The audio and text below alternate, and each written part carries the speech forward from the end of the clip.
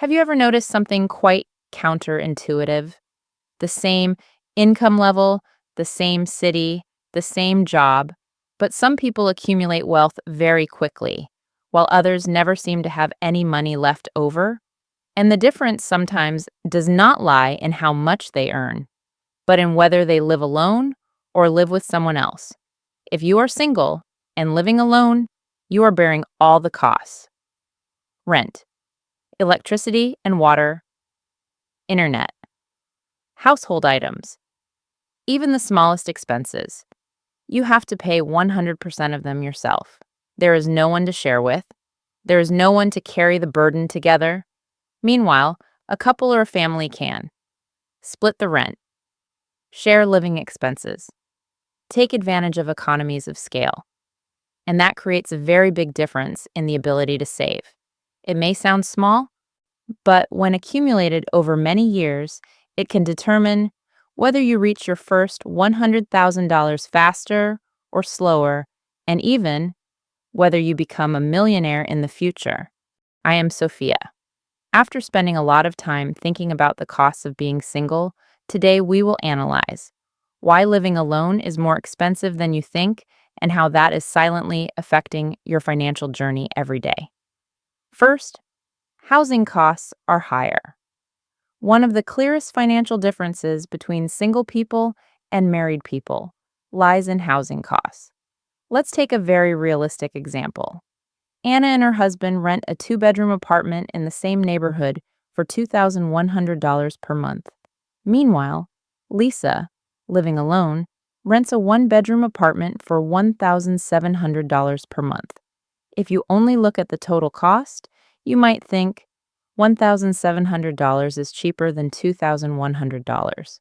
So Lisa is saving more.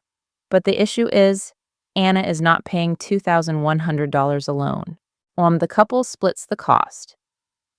Each person only pays about $1,050 per month. Meanwhile, Lisa has to pay the full $1,700 by herself. Real comparison.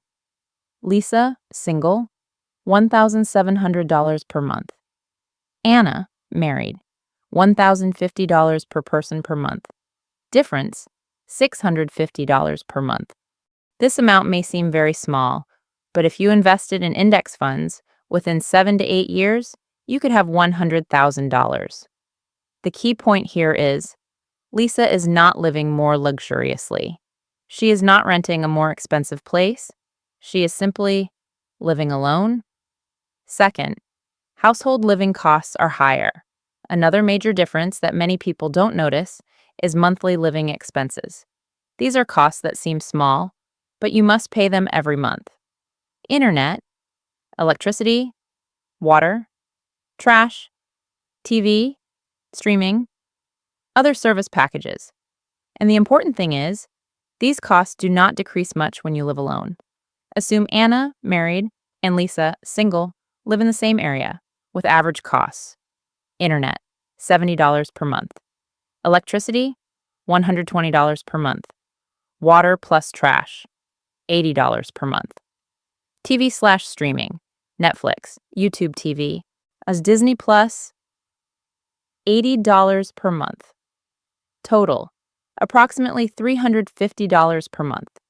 Lisa, single, pays the full $350 per month. Anna, two people, split, about $175 per person per month. Lisa spends more, approximately $175 per month. Key point, Lisa does not use double the internet. She does not use double the electricity. She does not watch Netflix twice as much. But because she lives alone, she has to pay 100% of a system designed for multiple people. These small living expenses do not make you poor immediately, but silently slow down your wealth accumulation every month. And when accumulated over many years, they can create a very large financial gap between someone living alone and someone who can share costs. Third, buying household items is more expensive. One of the least talked about costs, but very expensive in the long run, is household items. When you move into an apartment Whether you live alone or with others, you still need almost all the same equipment: TV, refrigerator, washing machine, dryer, dishwasher, oven, microwave, coffee machine, kitchen items, a basic furniture. And the problem is, this cost does not decrease much when you live alone. Assume Lisa, single, and Anna, married, both need to furnish their apartments.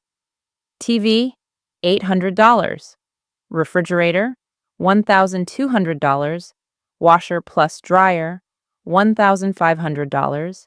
Oven/microwave, $500. Coffee machine plus kitchen items, $500.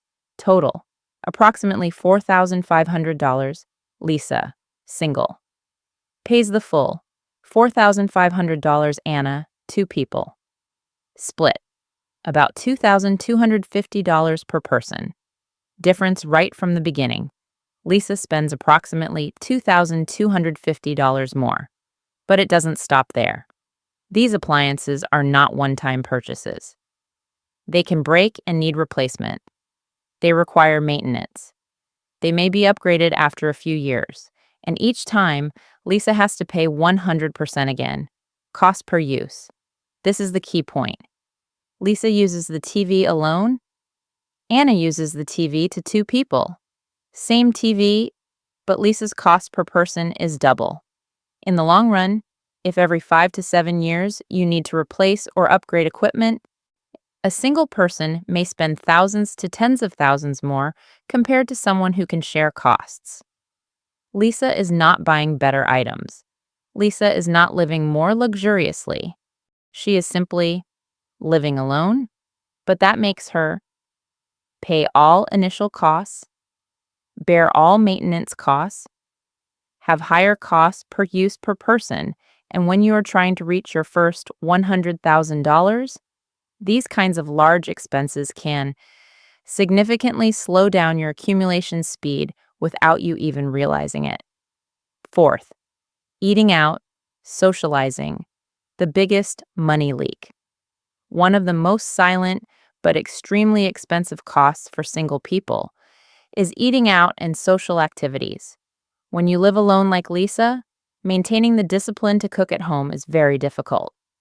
Tired after work? Order food. Weekends? Eat out with friends. Events? Attend parties.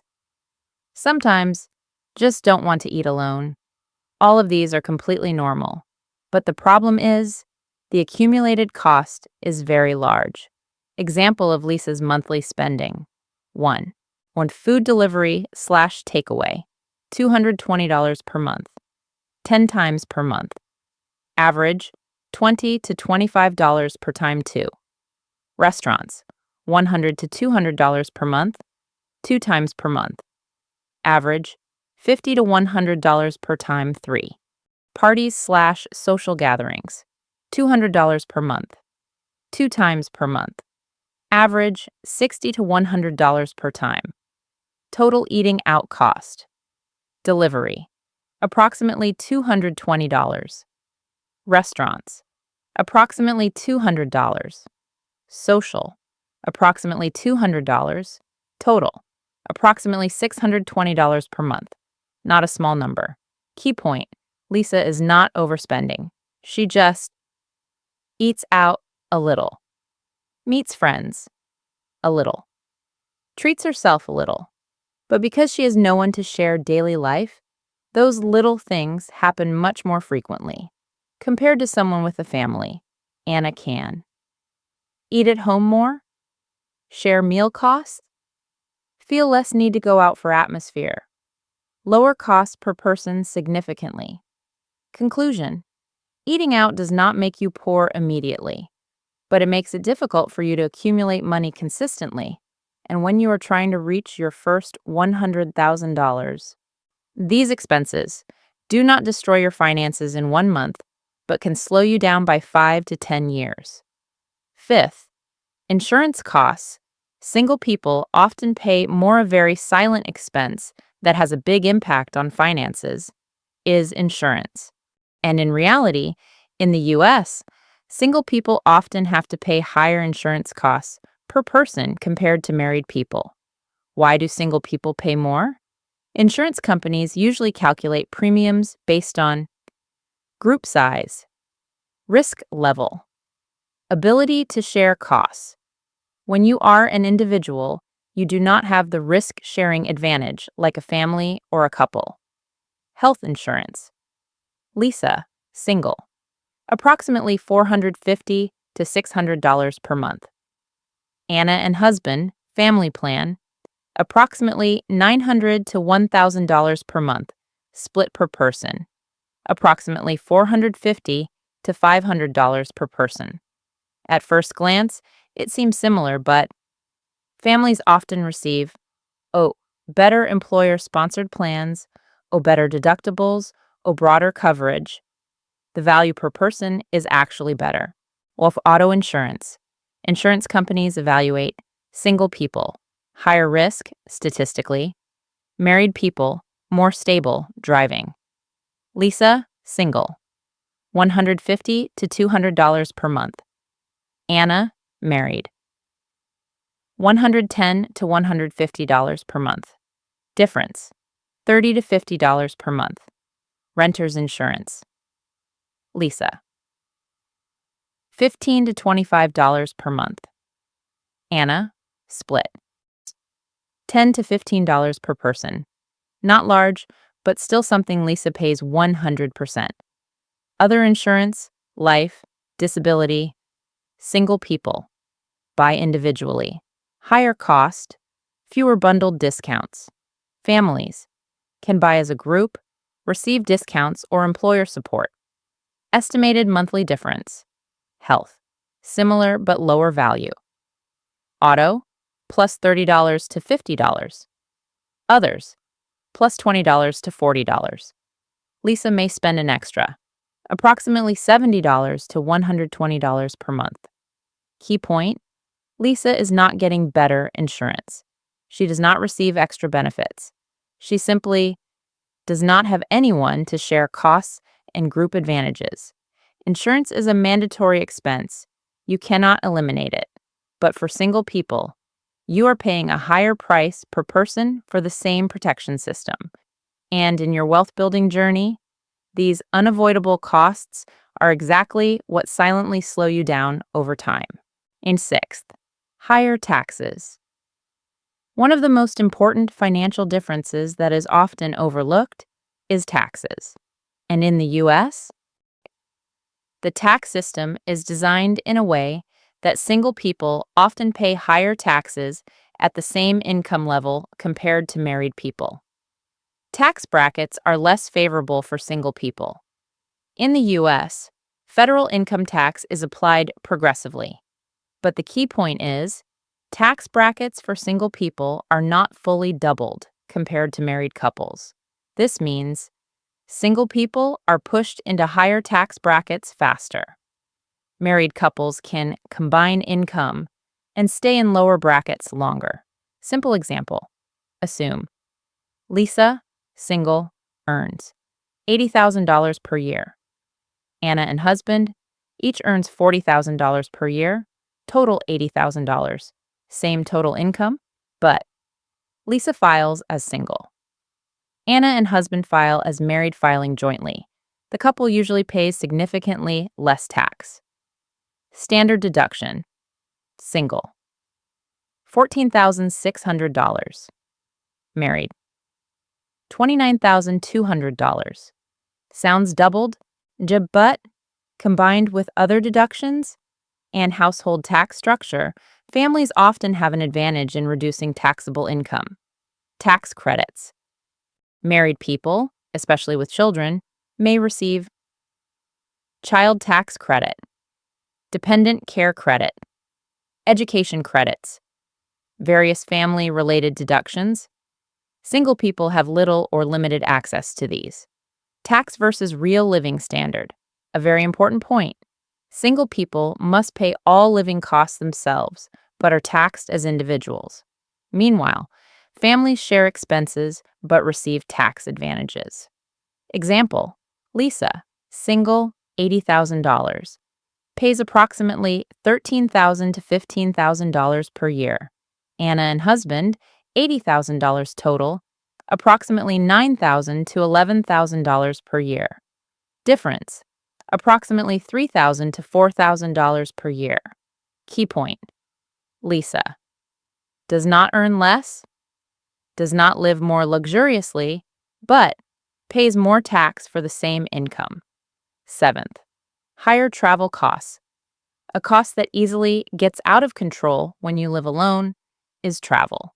When you are single like Lisa and you have more free time, fewer constraints, and a tendency to reward yourself more, this leads to more frequent trips.